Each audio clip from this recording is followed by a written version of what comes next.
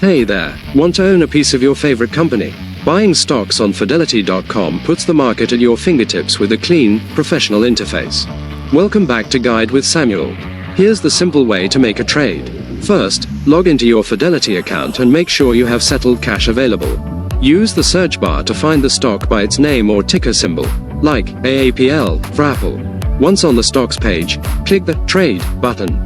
You'll choose between a market order, buys immediately at the current price, or a limit order, sets your max price.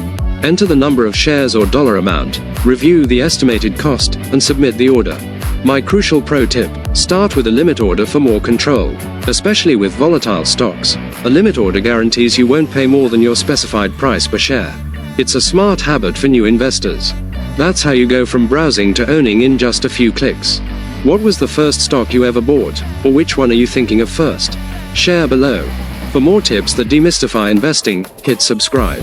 Thanks for watching. I'm Samuel, and I'll see you next time.